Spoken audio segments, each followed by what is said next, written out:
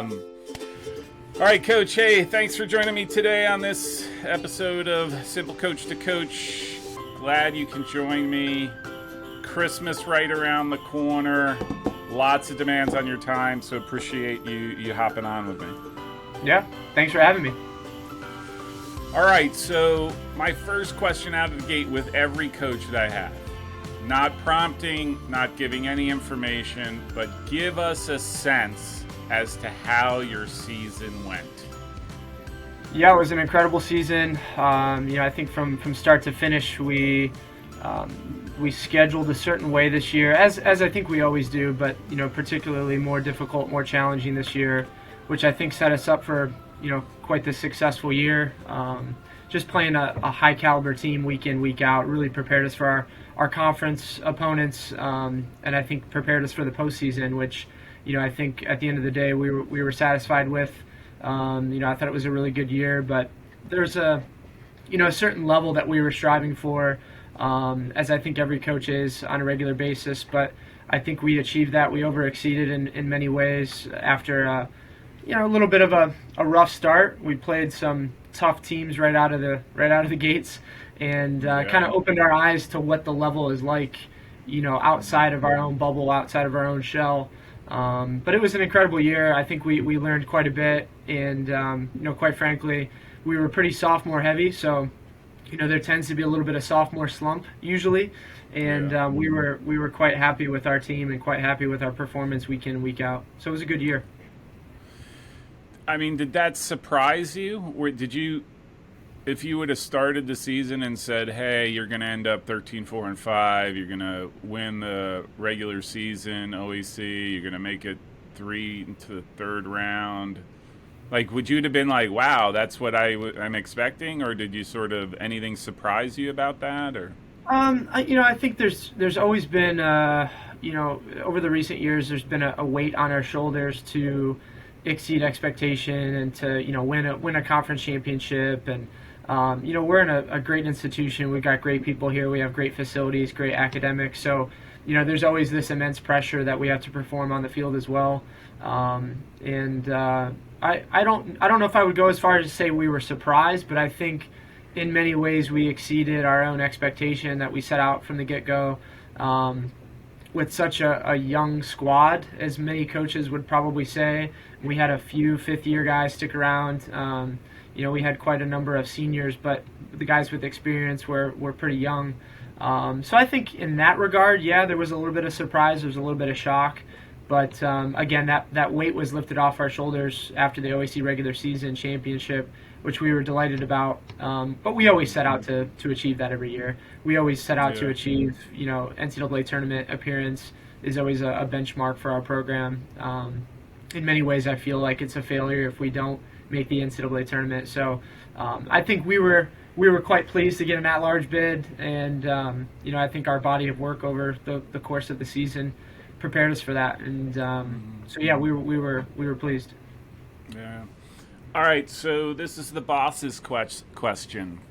How would you assess your coaching? How would I assess my coaching? I think I'm a pretty straightforward, and I have a pretty honest approach about me. I'm not a yeller. I'm not a screamer on the sideline. So I'm a very analytical person, very very methodical. I watch a little bit of film here and there, and I love to have individual meetings with my players and sit down and talk about things. So, I think judging our whole staff, I think we did a pretty good job from a recruiting sense. We recruited the right players. We recruited the right people, good students, good soccer players. So I think that was pretty spot on. But I think the work that we put in as a staff has been very rewarding, a very rewarding experience working alongside some great people. Some high energy, hardworking individuals. So I think our coaching has been good. I think there's always room for improvement, but I'm not a guy on the sideline that's yelling the whole time and arguing with referees. At least I try not to. And I think we get the most out of our players, and it's always a really straightforward approach from a game plan standpoint and from a film study standpoint. I feel like our players, they know what to expect They know what's happening before the game. They know what's happening in training every single day. So I feel like judging our coaching, I felt like it was pretty spot on this year. Yeah. Okay, and just more broadly, by the way, I thought you did an excellent job from what I could tell from the video. Thank you. And the histrionics from the sideline don't happen as with other teams. So really appreciate that of you. Let me ask you just broadly, not so much about your performance in the OACs, but just did the OAC sort of meet your expectation as to what you expected it to be? You know, obviously John Carroll being as tough as they were, and Otterbein, you know, pretty much most of the teams are, I mean, super highly competitive. So yeah, maybe you can comment on the OAC. Yeah, the OAC is always competitive. It's always a challenge every single game. You know, I think this goes for any conference. When you go through the whole non-conference segment, everybody knows what to expect of you. They've studied you, they've scouted you, they know what your strengths and weaknesses are. So I think every conference poses that challenge and that constant sense of everybody knows what you're doing. But our conference is exceptional. We've got a lot of young coaches, a lot of eager coaches that know what they're doing. They know how to recruit. They know how to game plan and implement their style. So I think from a game by game sense, it's pretty easy, I think, for players and probably outside perspective to look at who was picked to finish where in the preseason polls. And so we have to, obviously as coaches, we have to steer our players straight and say, hey, this is what we're set out to do. Set the expectation level, set the bar pretty high. We're pretty blessed here. We have players that don't really buy into the whole preseason. This is where we're going to, like, we were picked to finish third. I think everybody around our locker room knew that we were much better than that. But I think our conference was really strong, as it has been for the last few years. John Carroll is always really good. Otterbein, Wilmington has improved over the years. So yeah, I mean it's got its challenges. Each team kind of throws at you something different, but nonetheless, I think it's always really competitive and really strong. I don't think the OEC gets enough credit for how competitive it is, and I think that's probably just like an East Coast thing. At least the folks who seem to be the most vocal. Everyone knows the East Coast conferences, but few venture out further than PA. So I definitely think OEC is a lot stronger than like it gets credit for. Yeah, I would say probably 20 or so years ago that wasn't the case, but yeah, the modern game has definitely caught up in the conference, and again, I think that's due to a lot of younger coaches that just they study the game and they're students of the game, and it makes for a really fun environment for sure. Yeah, that, and I think the quality of player, I'll just say very broadly speaking, in Ohio that you could tap into has gotten so much better as well. Mm-hmm. Yeah, definitely for my days playing. Hey, just to shift gears here. All right, now with the season under your belt, I just want to get your thoughts on the overtime changes. So you did have 2 games in fairness. You had 5 ties, but 2 of those went to overtime. Both in the NCAAs, at Mount Aloysius, if I pronounce that right, and North Park. And it went all the way to PKs. But do you think the overtime changes and do you think that was a net positive or a net negative for the game?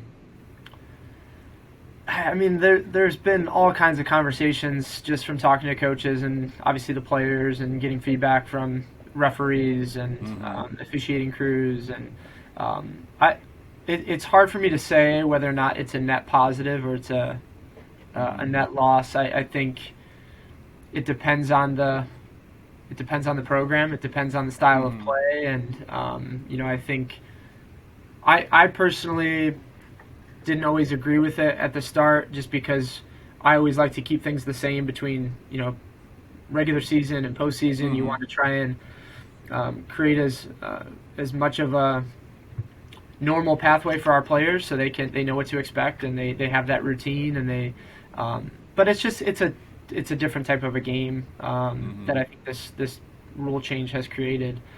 You're approaching each period a little bit differently, with substitutions in regards to the flow of the game and the rhythm, and playing the full period. I think the part that I don't agree with the most is just the wear and tear that it has on our players. I think from the health science standpoint, where we have all this data out there supporting, injury prevention and the amount of minutes that our players are out there and the amount of miles and the amount of work rate they're going through on a regular basis in a normal game. But you put that, side by side between back-to-back games, Friday, Saturday, or Saturday, Sunday. Like for us, first and second rounds, both games went the full time. And so in 220 minutes, I mean, that's a lot.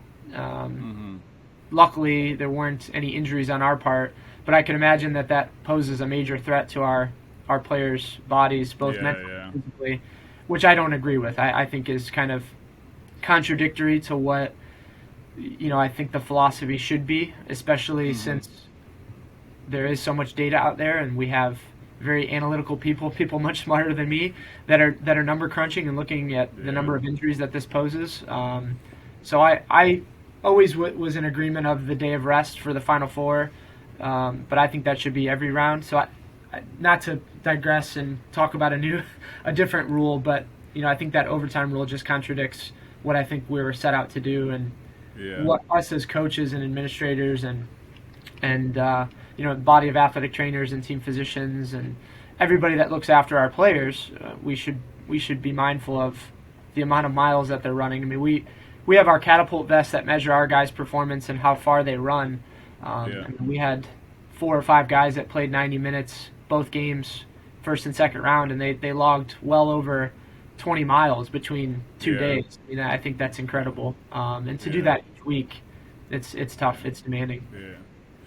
I agree with you. I understand the intent of the overtime rule, but to me, I mean this in a good way, respectfully, it's like negligible, right? Like it's massaging the corners a little bit, like it's not. I don't think it's as impactful as I think they wanted it to be from that standpoint. I think you're right. Like getting a day break between first and second round, and those are things that are material, if you ask me. But I'm not an exercise science guy, so. Yeah, I think regular season too, it makes a lot of sense. Like we're trying to get everybody home sooner on away trips. Obviously, there's the sports information, athletic training, administration, coaches. Everybody wants to get home sooner. But I certainly think that it's a different type of a game, and it suits different styles of each program. Each program probably benefits a little bit differently from those rule changes. It was just a different type of a year in our approach to games. I think you saw a lot more ties, but I think that was bound to happen just because of, again, you have 2 teams, one being possession-oriented, one being a little bit more, park the bus, if you will. And, I think it benefits those teams, unfortunately. Did you encounter teams that you think that their goal from the outset was to try to get through the 90 at not allowing any goals? I do. I mean, we encountered a few, but at the end of the day, I think that's the same every single year. It's just, on a normal year in the regular season, or I shouldn't say normal year, but in the past, in the regular season, when there would be overtime, where you would really pour as much as you could into the game to get that result. But I think that there were a handful of teams, and we saw, not just in the games that we played, but the games that we scouted, and really, tournament hopeful teams that, really benefited from that rule and did sit back a little bit more just because they wanted to get that tie. I think that's why you saw a large increase in the amount of ties. All the coaches beforehand that I interviewed, everyone said to a T, it's not going to change the way I play. I go out there to win, and then I'm watching during the regular season, and there are instances where you could see like it just intentionally or not, like your thinking changes when you have 20 minutes left. It's 0-0. You're under the gun. Your subs are going to be a lot different from that perspective than if you think, oh, maybe if we could get to, you're thinking you have another 20 minutes or 30 minutes, whatever it ends up being, because you're going into overtime. I think that definitely played a part in a lot of decisions, as far as I can tell. Oh, for sure. And I think, too, like, you also have to look at it from the standpoint of which teams have the deeper squads. They can dip into their rotations a little bit more. And this is more so for the non-conference. But, again, if you have a challenging schedule like ourselves, we want to go deeper into our bench. But, then that slows the game down a lot more, and it disrupts the rhythm of our substitutions. And, a guy that I want to play 90 minutes against a team like Kenyon or a team like North Park in the regular season, we're just gonna push them as hard as we can, and they're gonna play a lot more, and we can't go as deep into the squad, I think, if there is overtime. Yeah. Hey, I talked to Coach Bianco at Denison, and he's part of the rules committee, and we talk going back and forth about possibly adding additional preseason and a week on the back end, so your tournaments get stretched out a little bit more and the national tournament gets pushed out a week. I mean, do you have any thoughts on that? Would that be something, as I would think on the preseason side, would that be something that you would like, or that you? Yeah. Oh yeah, I think that would definitely benefit. That would benefit us. I think that would benefit the vast majority of the teams out there.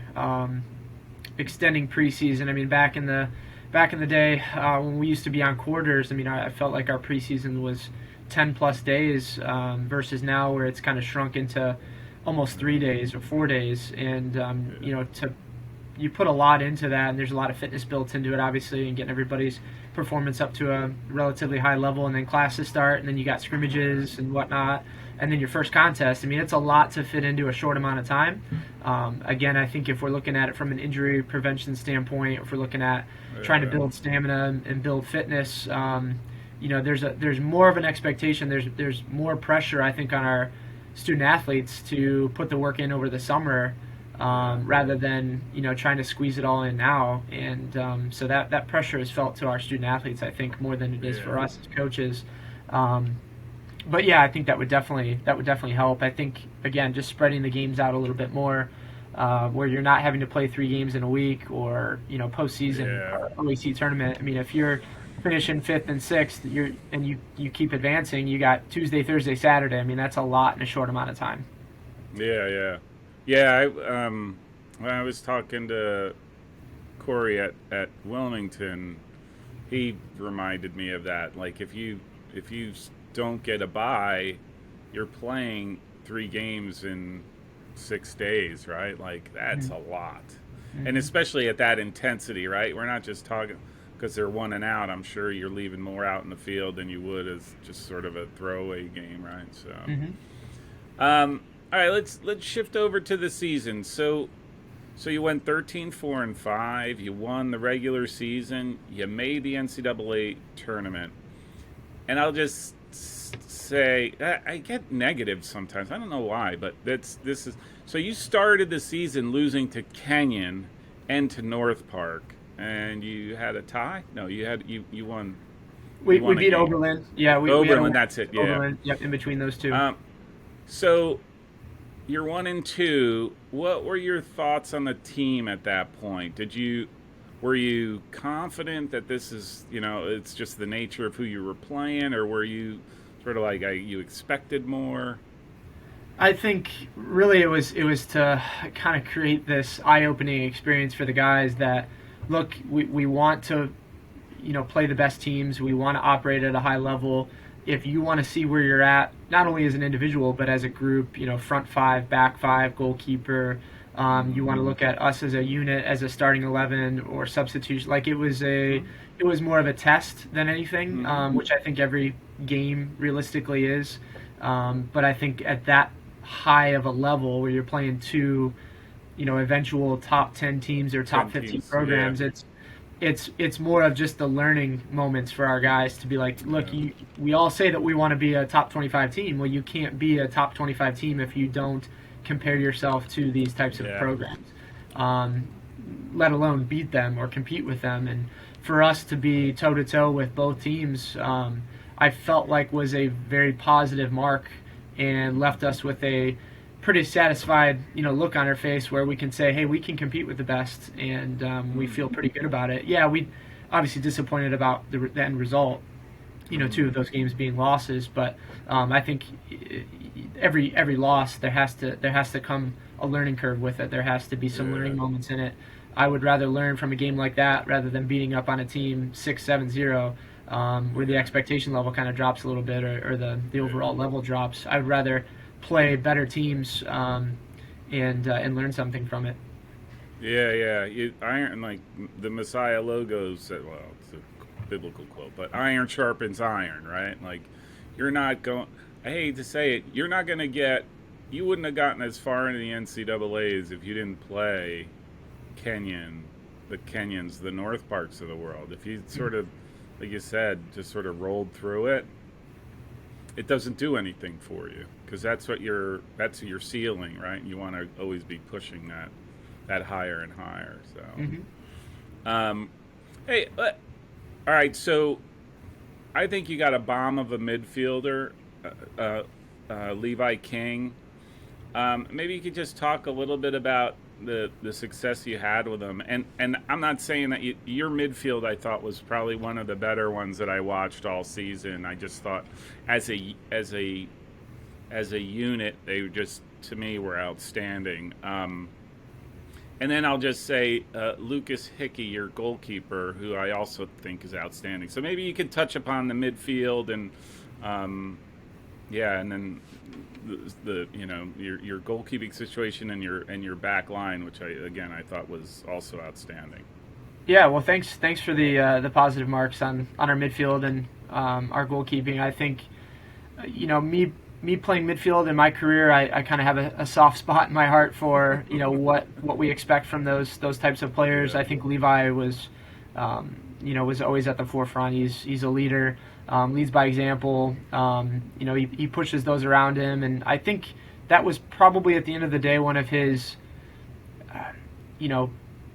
overlooked qualities. Everybody kind of looks at his athleticism and his ability on the ball, his ability off the ball, and I think we seldom talk about what he did as a leader and as a senior and as an upperclassman, a guy returning for his fifth year, wanting more, just feeling dissatisfied with the rest of how his career had panned out in terms of success, championships, and whatnot. And he put one more season into it in return for his fifth year.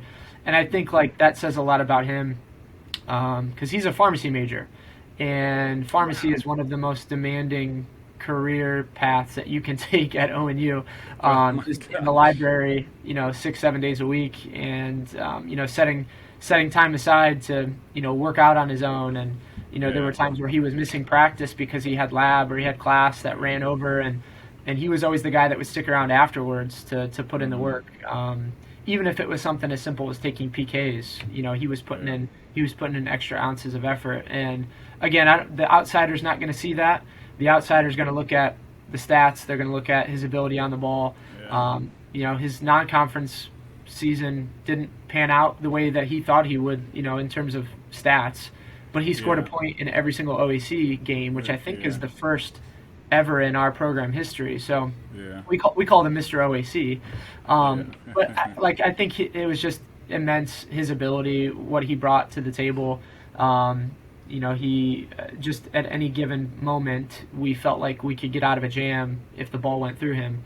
And I think that's what you expect from your midfielders, of course, because you switch the point of attack through them, or you build out of the back and you play through them. But he was there on crosses, he was there on restarts, he was there defensively, fighting for 50-50 balls. I think he led in more ways than one. But unfortunately, I think everybody's just going to look at the stats. They're going to miss out the leadership qualities that he brought. There was something about him. You watch him on just the video. You watch him, you could tell he was He was like the rallying point for everybody, right? Like that was the guy. Like always, he's the guy everyone looks for when they have the ball, and that's noticeable in the play, and that to me is an intangible, right? Because if nobody wants to give you the ball and you're a center midfielder, like that's an issue, right? Like, and it just seemed to me like everybody was trying to keep their eye out for where he was, because that was their rallying point. So, all right. So your back line got some awards, and your goalkeeper too. Like I said, for a sophomore, I think is a pretty remarkable goalkeeper from all the goalkeepers that I watch, which are more than I care to count. But let me ask you something. Because of how you had your midfield and because of your back line and your goalkeeper, did you feel like you were a much more balanced team? Like sometimes what you find, especially in Division III, or I watch, like you might have a good midfield, but your back line is soft, or you have a non-existent front line. So you don't have that type of balance. But I was just curious from your perspective for Ohio Northern. Yeah, that's a great question. Balance is always something that you're in search of as a coach. You want, your hardworking characters next to your talented characters, and you want, obviously, the partnerships between center backs, you want to be sound. You want it to be sturdy. You want there to be some consistency, overall harmony within the group and rhythm. You're constantly seeking those things and looking for those things on a regular basis. We called it playing the hot hand. We're playing guys in good form. If somebody's performing at a high level, we're going to reward that. And I think the longer into the season we went, it actually became quite imbalanced just due to injuries and due to form. The NCAA tournament, we were starting 9 center mids on the field. We only had one true center back that was true to his position. So we were pretty adaptable. We were rather flexible in that regard. So I think if you're talking about balance, I don't know if there's anything as more imbalanced as that, playing that number of center mids all at a variety of positions. So, but at the end of the day, like I still thought that those players were in relatively good form or good enough form where they could help us advance. I mean, we went on a 15-game unbeaten streak, the second most in program history, and so it was pretty crystal clear who deserved to be on the field at that point. But I felt like our back line, just again the sheer nature of how we play, possession, building out of the back, we were always going to be looking to players that can do that regardless of what their original skill set was. Even if we played 3 center mids in our back four, it ended up working out and paid dividends. But I think our goalkeepers too, it's the same thing. You're looking for harmony. You're looking for, you don't want that unsettling feeling where you drop it back to your goalkeeper and there's this gasp. Or if the keeper comes out to call for it, yells keeper to claim a ball in the air, you don't want everybody to feel nervous. So, you're always looking for harmony. You're always looking for balance and rhythm. I felt like our guys did that for the majority of the season, for sure. Yeah. I definitely did like how comfortable your backs were with the ball, right? Like that was noticeable.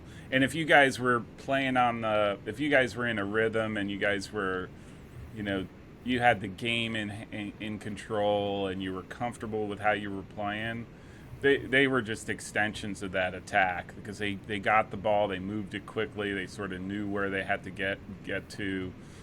It was fun to watch. It was definitely fun to watch. So you talked about the 15-game winning streak, but I noticed what you can't help but notice you didn't lose a game in October, right? Too bad it's not baseball, but you didn't lose a game in October. So October is before the NCAAs and before the OAC tournament. Like, what was the locker room feeling at that time where you're just feeling like things are I gotta believe you had to have thought that things were humming along. Oh, for sure. No doubt about it. I think, again, that started from North Park. After that, we hadn't lost until OAC tournament. So, that was really kind of that spark that we needed where we could compete with the best teams in the country, top 25 teams, ranked, unranked, didn't matter.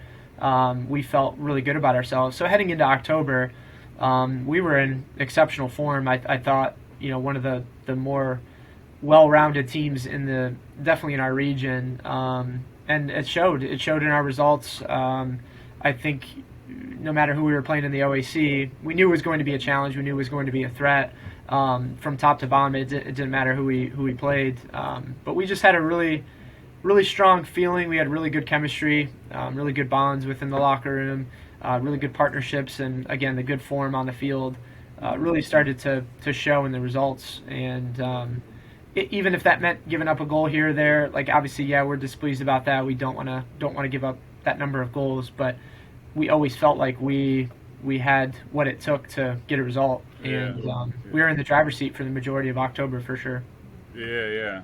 I mean, that's fun, right? Like that's another thing. Like you don't realize like how much fun things become when you're on those types of streaks, right? Yeah, winning solves everything. Yeah. If you have a problem and if you're starting to turn heads and get results, it certainly makes for a more fun environment. The training sessions are a little bit different. The individual meetings, the film, everything is just that much cleaner and more efficient. So winning solves a lot for sure. Yeah. Hey, so you go into the OAC semis, and talk to me a little bit about the Wilmington game where you were. I guess it was the semis. No. Yep. Yeah. It was the semifinals, and you end up losing to Wilmington. Maybe you could talk a little bit about that game. What were your thoughts? Do you think you came out on the short end of that game, or? I honestly, again, I'm a pretty honest, straightforward coach. I think at the end of the game, we were obviously disappointed to not advance and to not compete in the final. But I felt like we were second best in that game. I don't think that there's anything wrong in saying that. I think we got off to a pretty good start. We scored relatively early. I think some complacency started to settle in, mentality-wise. To be brutally honest, I don't think we were in good form that day. I don't think we were as fiery as we had been, the previous games. What I attribute that to, I'm not sure. I mean, we had a different kickoff time. I think we had some I don't want to say flu bug, but there was some illnesses going around that certainly didn't help. I don't want to give excuses. I think just from this retrospective thought, thinking about that result, I felt like Wilmington was the better team. They deserved to win that game.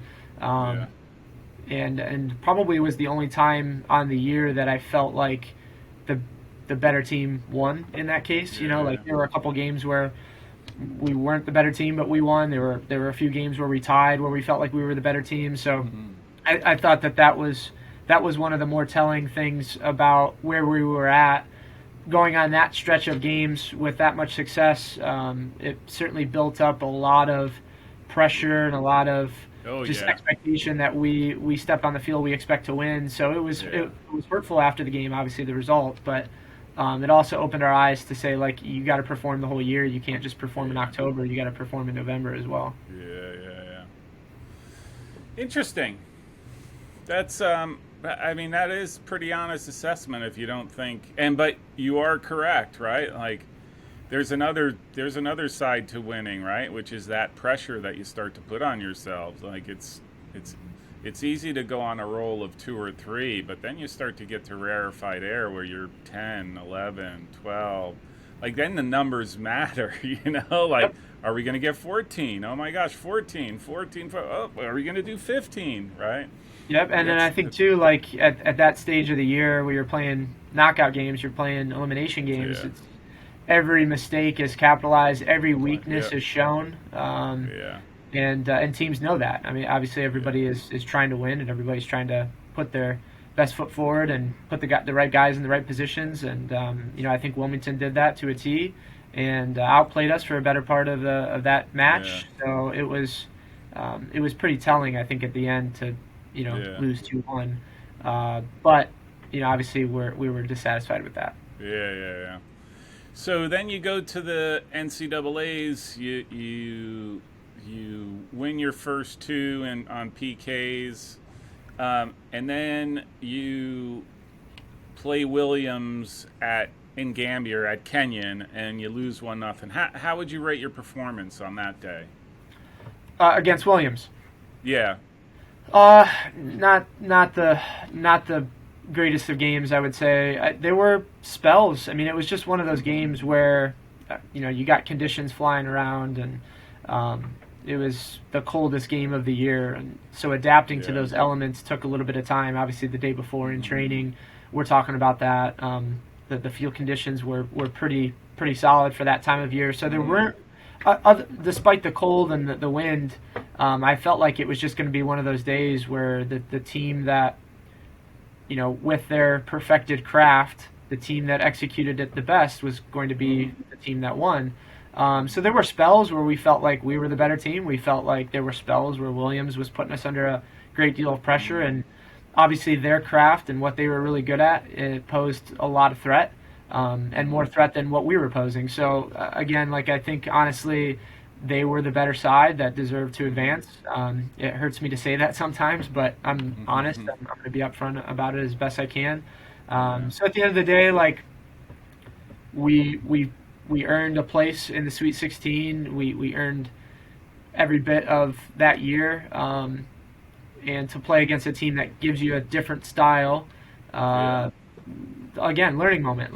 Some of our players have never experienced. We've played against teams that, are constantly threatening on restarts, long throws, set pieces. But to perfect it like Williams, there's a reason why they made it to the final, and they disposed some really quality sides over the season. And they might not have gotten the amount of wins that a team like Chicago had, or even a team like Calvin or Kenyon, but they still were fighting it every single game, and there's a reason why they didn't lose a lot.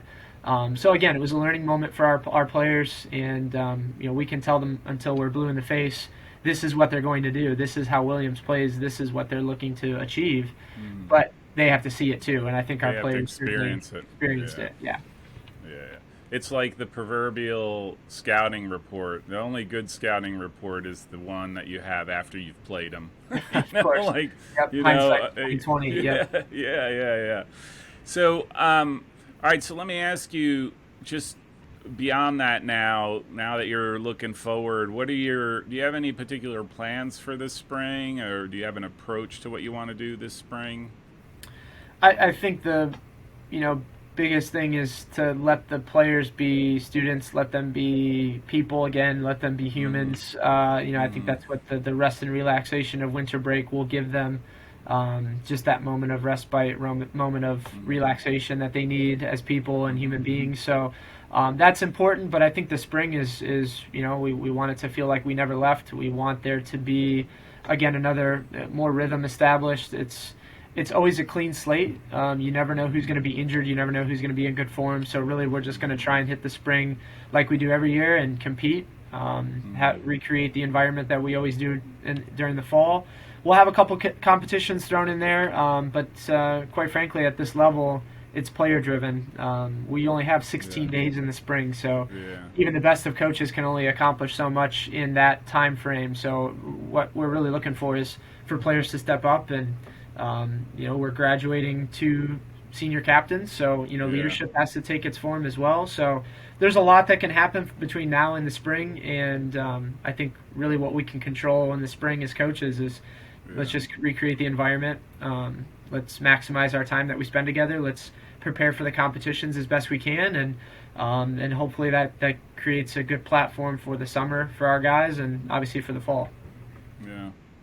I was saying I think this spring is super important now for teams, probably more so than the fall, because the fall is so compressed and all that. And it's the spring where you really sort of get these, like you said, leadership sprouts out, right? Because now you're lost a couple guys, right? And how that forms, and then how this new team is going to start to sort of bind together under the different circumstances. So I'm really intrigued about spring seasons for teams. You really see who truly wants it, who wants to grow, who wants to improve.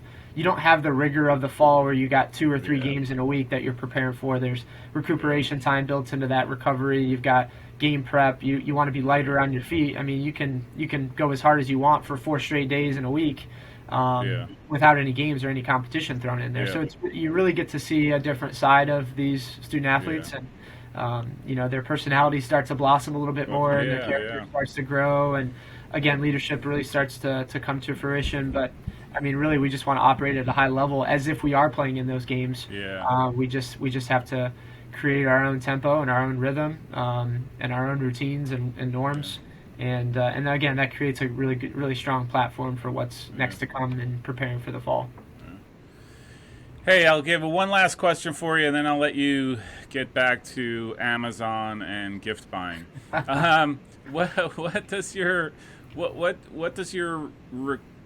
I'll just say recruiting class look like, the 2023s? Like, are you maxed? Do you have your guys? Are you still looking? Are you looking to fill spots? Or are you looking for competitive individuals? I think every year we're looking for competitive individuals. I think I don't think any program, I mean, at this level is going to be full before the new year. Financial aid awards are starting to come out, but I think we're pretty close to halfway done with our recruiting class, so we feel really good about it. It's really strong. It's got some great characters, some top level performers, guys that are playing MLS Next, National League, ECNL. I mean, the highest of levels that you can. I think we're always watchful of transfers at the Division I, Division II level, even NAIA, or other Division III schools. The transfer rate just seems to spike up more and more each year, so we're always watchful of that. And as the recruits like to say, keeping our options open. I think there's always that on the coaching side too. But our recruiting class is going to be really strong.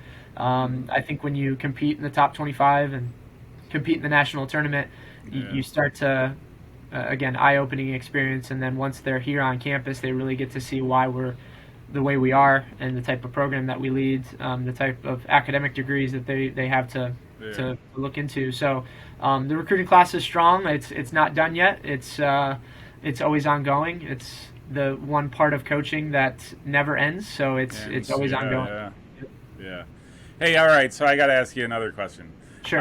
Can I this is one of those, like, I don't know, just general philosophical questions. Help me understand the transfer portal, right? There is no penalty anymore for someone to transfer, correct? There used to be a penalty. Like, if you transferred, you basically lost a semester.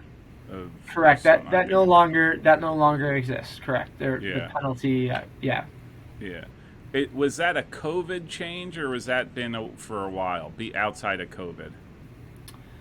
I believe it was before COVID. You used to have to sit out a semester if you transferred. I want to say that was 2018, right around there. So it would have been pre-COVID. So now there's no, and I hate to use the word penalty, but there is no penalty to transfer. So if I choose Ohio Northern because I'm that spectacular player, that new midfielder you're looking for, which is all true, but Ohio Northern's a little bit farther than I want to go to, and a little colder. If I go there and then suddenly you realize that I'm 54 years old and I can't move, and then you're like, you're not playing, I can just be like, well, I'm going to enter the transfer portal and leave and then go somewhere else. And then in the fall, I could play. I'll go to Transylvania. I'll transfer to Transylvania. So I can do that. Correct. Can I do that every year? Because I would have to do it every year until I found a team that would play me. I'm not 100% sure on all the rules behind that. To be honest with you, I really don't know. Okay, no, that's fine. I should probably know that, but I don't. It doesn't happen a whole lot, but every year. Yeah, I mean, I'm just trying to think, like, is this a bit of a Pandora's box, right? This whole idea that you can transfer without some penalty. because then it just becomes like, well, I'll go with you because you've given me the best offer, and if that offer doesn't turn out, I'll just leave. I'll just go somewhere else, and I'm not sure that that's the wisest. Anyhow, that's yeah. We could. This is one of those things you can go down a rabbit hole. Oh, you could talk for hours about the transfer portal and the sheer numbers and the reasons why. And the grass is always greener on the other side. The other side. Yeah. That's it, right? Like, how many kids, like, this is the other thought, too. Like, how many I don't think there's a lot. Like, the guys that I've talked to don't seem like a lot. Like, you know, you basically, your sales pitch is like, you're the greatest thing since sliced bread. And you're going to come and you're going to be the greatest thing since sliced bread. And then lo and behold, you get here and you're not. You're just like running another player. How many guys get lured in for that and then obviously reject that? But I think it's more of a case like, I just want to play. That's what I think it ends up being. All you have to do is look at their social media posts and see what they're truly seeking. And vast majority of those that choose D1, that's their first sentence is I've committed to go D1. It doesn't say I've committed to go play for so and so, or I'm committed to be a student here to study this. It's always I'm committing to playing D1 or Division II, and you know when those commit to Division III, you don't see that. You see I'm there to be a student athlete. I'm pursuing this degree. I'm pursuing this path, and that's the major difference. The grass isn't always greener on the other side. I get the allure of going to Division I and getting an athletic scholarship and doing that in front of your peers and your family, and you're obviously proud of that. I love that. I think everybody in their right mind has chased that in some way, shape, or form. I do. The transfer rate is real. The stats don't lie. Yeah. It is. Be careful what you wish for when the D1. And I'm not saying it's not right? Like, I'm not saying or it's totally wrong or whatever, but there's a lot more complexity to it that I don't think kids realize when they're going through that process. There are some kids that I know that have played, you know, one's at Duke, one's at Penn, one's at Villanova. Like, they're legit, you know what I mean? Like, I knew going there that they'd be like, oh, they're going to be an impactful player, and they all turn out to be. But that's a lot fewer and far between, right? Than that would actually happen. It's not every kid is going to be that special kid that shows up their freshman year. There's a certain percentage that are elite that go on, and they're probably going to be playing in the MLS, or they're going to be playing elsewhere post-graduation. But, I mean, there's just so many programs, and, I mean, there's 415, I think, in Division III alone. I mean, there's a ton of programs there, but across all the divisions, there's several programs that obviously have a different array of success, and the spectrum is alive and well, but the recruiting process, you don't get to learn all that. I think families and recruits and even club coaches and administrators have to do a better job of teaching that. You know, I meet some club coaches that I only want to, you know, I was just at the National League Showcase down in Orlando, and I met a coach that was like, I'm only pushing them towards Division III. And I kind of picked his brain a little bit, and I'm like, why? And he's like, well, look at the transfer rates at Division I, Division II. You don't see that at Division III. And so I want that for my players. And so that was pretty rewarding, because obviously being a Division III coach, we live that. We're that's part of our sales pitch, if you will. Trying to attract quality students and student athletes. But coaches on that side at the club level, they get paid the big bucks to push their players onto Division I and Division II. And so you seldom see coaches that recognize and realize the benefit of playing at a Division III institution, or going to junior college, or doing NAIA. And so there's all kinds of schools out there, but everybody wants D1. I mean, it's that D1 or bust, that tale as old as time that you talk about with all your coaches. Do you know, are there stats, maybe, I don't understand, I don't know if you log in and you look at this stuff, but can you tell, like, how many kids go from D1 to D3 or D2 to D3? I mean, you would have to do an exceptional amount of organizing on a spreadsheet to probably calculate that. I think you can certainly look at the number of Division I transfers in Division II and Division III. But that land an actual spot at a different level, that's probably a number that, again, somebody way smarter than me would have time to figure it out. Yeah, no, I was just curious, right? Because that's really telling too. What if it's let's say there's 100 or two, what is it, 200 kids that want to transfer, and assume that they're all D1, but I don't think they are. But all D1, they want to transfer, and they all end up, or a good healthy chunk of them end up at D3 schools. That could conceivably be a pretty healthy indictment of sort of Division 1 and what its recruiting process, I guess. I don't know if that's the right way to say it. Plus, there's the number that go D2, or they go right neutral, yeah. and they go Division 1. They want a different program, or they change majors. I mean, I think that's always been a part of the college experience is they change their major, and then that school doesn't have it anymore, so they leave for that reason. There's obviously reasons of coaches getting let go or fired, or just lack of development there, and so they want to see what else is out there. And I mean, there's a ton of reasons that a young man or a young woman want to transfer. I just think that there has to be more teaching involved, and there has to be more coaching and more mentoring of this is what's all out there, and you can't just look here. You have to look. I mean, even when we talk to our recruits, we tell them straight up, like, look at other schools. There's nothing wrong with looking at other schools. I think you're going to learn something along the way. But what you want, right? Like, they do that, and then when they come back to you, if they do, whatever decision they've reached, that they've made it eyes wide open, right? Like, hey, I'm going to ONU because ONU is the best school for me. Yeah, like, we want to encourage soccer. Yeah, it's no different than buying a car or buying a house. Yeah, You're going to exactly. all the legwork before you do that. I hate to make it sound that way, but I mean that's real. I mean, that's life. That's real world activity there that these young men and young women are having to experience and make decisions for themselves. That's why like when mom and dad reach out to us, I don't want to hear from you. I want to hear from your son, or your obviously on the women's side you want to hear from their daughter. So it's there has to be more mentoring and just education on it. And I think, unfortunately, coaches take advantage of that lack of education. Yeah. They kind of fill in the cracks with information and knowledge that the parents are eating up with a spoon, and their child is now in the hands of that coach. And I mean, I think that's why you see a large transfer rate. The expectation level is not met. Now, normally, last question, I promise, and sure. then I'll let you get back to Amazon. Do you, under the normal course of your recruiting, is like are you actively engaged with transfers? Do you actively go out and pursue them, or do they come to you?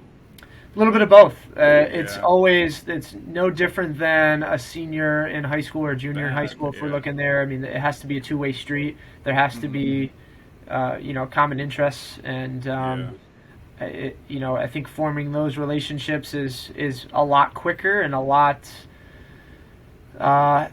It's just a faster, rapid pace with the transfers, just because they're probably, since they're on the transfer portal and there's X number of schools that are reaching out to them, there's less time for interaction and time spent. Like, obviously, if I'm recruiting a junior or senior in high school that I've spent over a year discussing their options and talking about next steps with them and their family.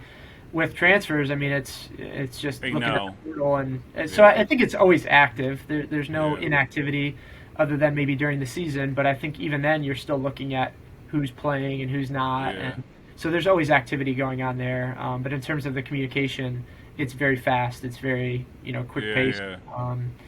Between January and March, if there's those that are still on the portal that are seeking schools, I mean, the conversations are just so quick, and because that they're happening at other schools as well. Yeah. Well, they probably also honed in. They got rid of all the noise, right? And they're like, this is what I need, or this is what I'm looking for. So. Yep. All right, Coach, I wish you and your family a very wonderful Merry Christmas, Happy Hanukkah, whatever you celebrate. Got to be correct here. Hope you enjoy it. Hope your kids have a absolute blast, and you and your wife enjoy as well. Thank you. Thanks for having me. It's always a blast to be on here and share my thoughts. Division III, I wish was more covered. I turned on our local radio stations. I'm listening to high school basketball. I wish there was Division III soccer on the radio. I think that's my goal one day, and hopefully you can help lead that charge. You've done a phenomenal job. Your coverage of Division III is great. Thank you. We will get there. Just saying, we will get there. Yep. So, Well, thanks for having me, and happy holidays to you and your family as well. Yep. Thank you. Thank you.